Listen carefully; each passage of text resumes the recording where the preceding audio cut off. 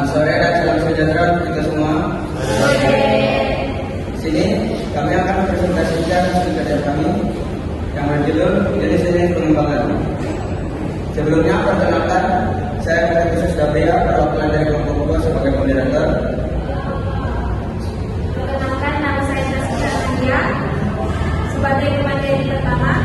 Saya Dr. Muslimisa sebagai pemateri kedua. Saya Sista Putri sebagai pemateri ketiga. Saya Nafasari Airi sebagai pemateri keempat. Baik, langsung saja kita ke pemateri pertama. Pemateri pertama, silakan. Terima kasih kepada moderator. Izinkan saya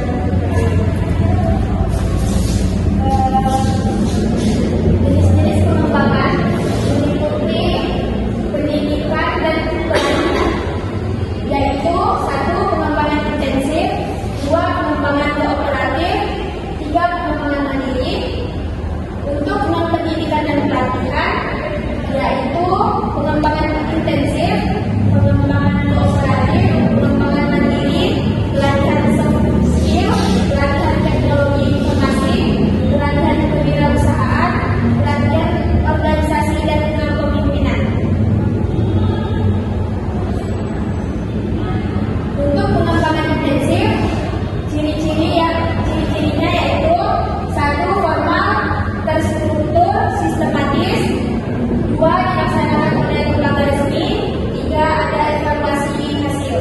Contohnya pelatihan kurikulum 2013, workshop media digital dan pelatihan PTK. Terima kasih, saya kembalikan kepada moderator. Baik, pertama, pemateri kedua, silakan. Baik, terima kasih kepada moderator telah memberikan kesempatan kepada saya. Saya akan menjelaskan tentang pengembangan kooperatif, pengembangan mandiri dan juga pengembangan intensif di bagian pendidikan. Pengembangan kooperatif itu berciri seperti kolaboratif dan partisipatif. Fokus pada praktik, baik dan refleksi dilakukan dengan secara berkala atau berkelanjutan. Nah, contohnya seperti MBMB dan juga KKG. Yang kedua ada lesson study atau bisa disebut dengan pendekatan kolaboratif antar guru. Jadi guru akan mengadakan suatu forum.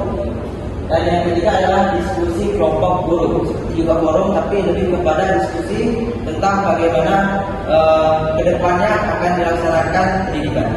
Lanjut. Nah, pengembangan mandiri masih di bagian pendidikan dan pelatihan. Ciri-cirinya seperti inisiatif pribadi dan juga fleksibel waktu dan tempat. Jadi menyesuaikan tergantung instansi yang akan melaksanakannya. Disesuaikan dengan minat atau kebutuhan dari masing-masing guru. Contoh seperti kursus online.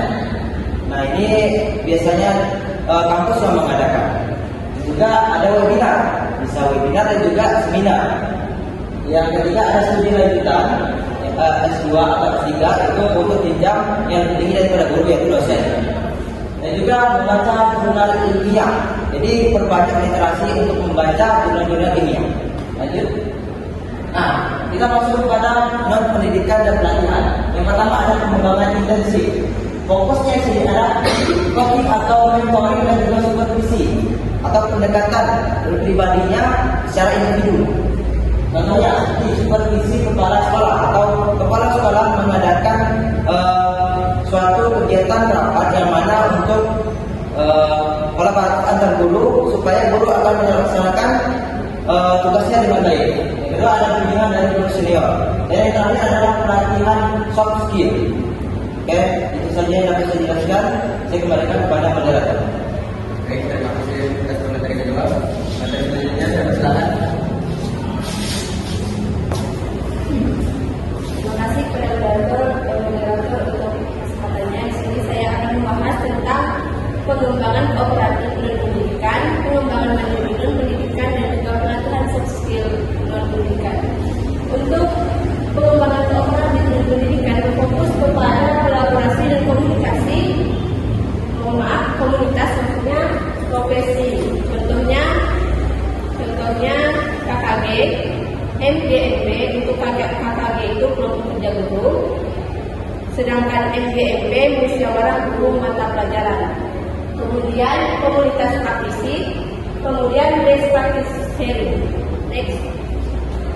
Untuk pengembangan mandiri dan pendidikan berfokus kepada belajar mandiri untuk keterampilan tambahan. Contohnya, webinar manajemen stres, kemudian pengembangan media ada secara otodidak, yang terakhir membaca literatur secara rutin. Yang terakhir, pelatihan soft skill non pendidikan bertujuan untuk mengembangkan kemampuan hubungan antar guru. Jenisnya komunikasi efektif, kemudian manajemen konflik, dan yang terakhir kepemimpinan personal. Sekian yang dapat saya sampaikan, saya kembalikan ke moderator. Baik, terima kasih atas materi ketiga. Materi selanjutnya, silakan. Baik, terima kasih moderator dan memberikan waktu kepada saya akan menjelaskan. Di sini pertama saya akan menjelaskan tentang latihan teknologi informasi atau IT dan pendidikan. Nah, di sini bertujuan sebagai penguasaan dalam TIK, yaitu ada 3 jenis yang ditampilkan. Yang pertama ada aplikasi kantor, yang kedua ada media sosial sekolah, dan yang terakhir materi ajar digital. Dan yang selanjutnya, yang kedua saya akan menyampaikan atau memaparkan pelatihan kewirausahaan dan pendidikan. Dan tujuannya sendiri itu kemandirian finansial dan kreativitas. Itu ada 2 jenis, yang pertama UMKM dan produk kreatif kependudukan yang menghasilkan penghasilan. Dan yang terakhir, pelatihan organisasi dan kepemimpinan dan pendidikan. Tujuannya yaitu kepemimpinan dan peran di organisasi. Jenisnya ada 3. Yang pertama, ada 2. Yang pertama ada manajemen PGRI, dan yang terakhir kepemimpinan transformasional. Sekian yang dapat saya sampaikan. Saya kembalikan ke moderator. Terima kasih atas materi keempat. Jadi kesimpulan presentasi kami hari ini yaitu semua jenis pengembangan sangat penting bagi guru. Guru diharapkan aktif, reflektif, dan berkelanjutan dalam mengembangkan diri. Pengembangan profesional adalah fungsi kualitas pembelajaran. Baik, untuk selanjutnya kita akan lanjut ke sesi presentasi kedua di kelompok 4, yaitu pengembangan profesi guru. Untuk komentar pertama, saya persilakan. Terima kasih kepada moderator.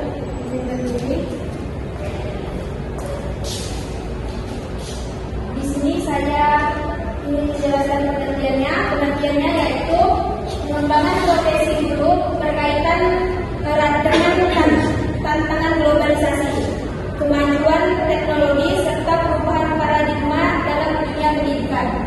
Di era modern ini, pendidikan menghadapi tuntutan yang semakin kompleks, di mana pengetahuan dan keterampilan siswa tidak hanya dipengaruhi oleh pengajaran yang diterima di sekolah, tetapi juga oleh berbagai faktor eksternal seperti teknologi digital. Guru sebagai tenaga pendidik memiliki peran yang sangat penting dalam memastikan keberhasilan proses pendidikan. Namun, dengan cepatnya perubahan tersebut, kompetensi yang dimiliki oleh guru harus senantiasa diperbarui dan ditingkatkan agar relevan dengan kebutuhan zaman.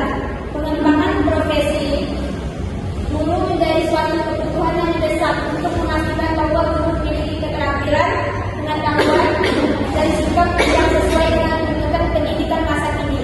Sekian dari penjelasan saya kembalikan moderator. Terima kasih atas komentar bersama. Materi selanjutnya, persilakan. Baik, terima kasih atas kesempatannya. Di sini saya akan menyampaikan tentang strategi pengembangan profesi guru. Pengembangan profesi guru merupakan upaya sistematis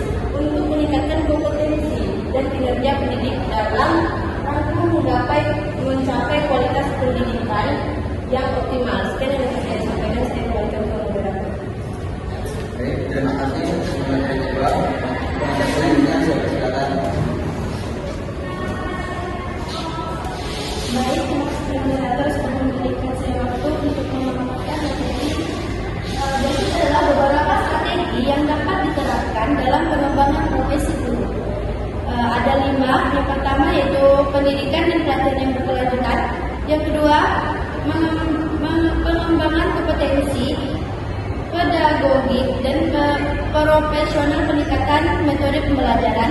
Dan yang ketiga, kolaborasi dan jaring profesional.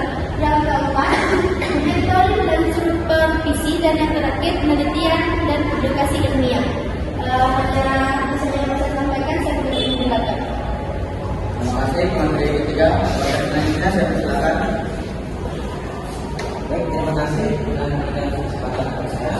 Nah, pada definisi pengembangan profesi guru dalam profesi kependidikan itu dibagi menjadi 8 bagian. Sebelumnya, pengembangan profesi guru merupakan proses yang berkelanjutan. Jadi ada jangka waktu yang akan meningkatkan kompetensi, kualitas pembelajaran dan profesionalisme dalam dunia pendidikan. Nah, ada 8 pembahasan yang pertama adalah berkelanjutan atau sustainability.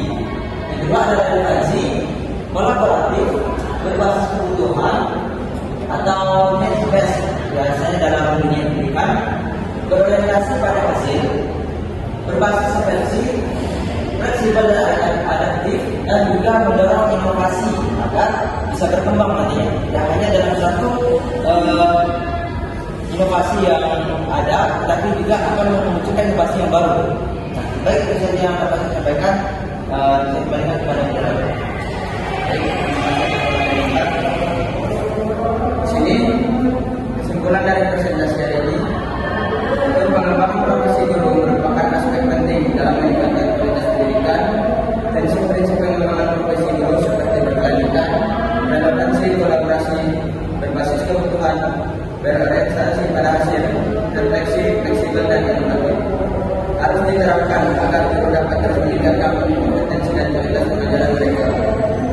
Dengan mengikuti prinsip-prinsip ini, guru dapat lebih adaptif terhadap perubahan zaman